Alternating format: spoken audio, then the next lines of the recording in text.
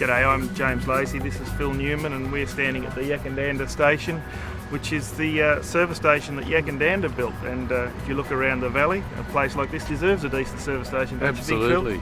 We didn't really have a picture of this in our head when we very first came up with a little problem we had in town. No, that's right. Fuel was going to finish in town, and we thought, well, if we can get a site shed and a pump somewhere and keep fuel running, and that'll be great for business and great for locals. The service station in Yackandandah, the original one, was an old Bowser on the footpath setup. If there was one car on site, then there weren't any other cars getting fuel. It had struggled along for years, and I think Jack was running a community service down there as far as supplying fuel to the town.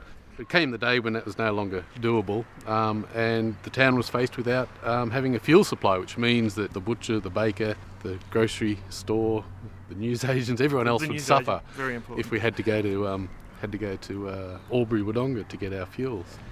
We looked at cooperative models and small groups of owners, but in the end we decided we need a lot of money to run a service station with all the modern compliance issues and so forth you've got. So and I think the only way you get a decent amount of money in a community like this is by getting everybody involved. So we had to bring people into the project, if you like. The initial share offering was a very exciting and anxious time for us. I think we got 3 days out from our target date. We needed 400,000, we had about 200, and there was a very nervous bunch of people on the company board. That's right, and then it just rolled in. And in a fairly small town, 800 people or so, we picked up an initial shareholding of 600 different shareholders. And I mean, some of those shareholders are only 4 years old, but that's okay. Mum and Dad are doing them a favour, so we're pretty cool with that.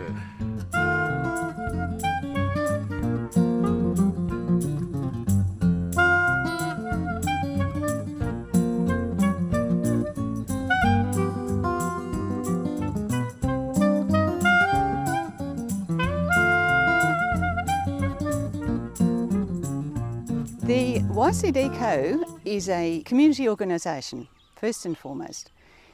At a time when Yackandandah was facing a lot of community downgrade, regional downgrade, we lost our banks, we were in danger of losing a very small service station right in the middle of Yackandandah.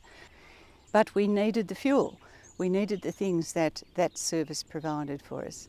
As soon as people like us and the rest of the community get in our cars, go into Albury Wodonga or Wangaratta or wherever we happen to be going or working, we'll buy our fuel, we'll probably also buy our groceries, we'll buy our stock feed, and that was going to take a lot of money out of this community. It was also going to be very, very difficult for the people who don't regularly go into those main centres. Now, my husband and I are retired. We actually don't go into those main centres very often. We can run out of fuel in the chainsaw or the mower and pop into Yak and fill it up in 5 minutes. We're back again on the job. The same with feeding for animals. We've got dogs and chooks and sheep, and we can get basic feed for those. We can get mulch for our garden, all sorts of things like that.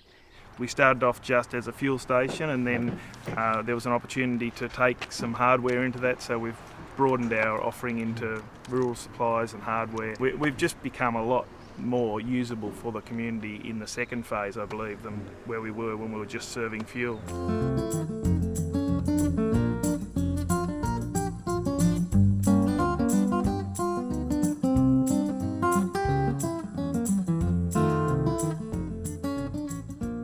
One of the important things the cooperative here has been able to do for us is demonstrate the absolute importance of localising, and this facility has allowed and encouraged people to localise their day-to-day practice, and I think that's really critical. And whilst this might just be a first step in Yackandandah, I hope it leads into much more focus on local food production, local manufacture and use of building materials, and in general activities. It's actually a bit ironic that I've got shares in a fuel company, because I'm really a bit worried about the whole notion of burning fossil fuels, and also really part of our movement back to Yackandandah was concern about peak oil. And so it's a really interesting thing that so much energy's gone into a petrol station in town. It has this real dual function of being a commercial entity and in needing to make money to employ people, which I understand is 10 or 12 people. but also is able to feed money back into community projects, so the kindergarten and the local school, and they feed some money back into a folk festival which we hold in March each year, which is a really exciting and vibrant event. A lot of what we do is focused on supporting community initiatives, and so we have a fund people can apply for funds. Those sort of things range from a new photocopier for the kindergarten to assist putting in seed money to build the sports park complex, where we've got indoor sports area, cricket grounds and club rooms and so forth. So the range is quite wide of the different initiatives. The YCDco also sponsor the local community newsletter, which is just vital for a community like ours. If you live a little bit out of town, don't read the notice boards, or not in the swing of things in town, the Yakety keeps you up to date with what's happening. So I think by now there's almost no organisation who has not benefited from putting in a large or small application for funding to do some sort of project in this area.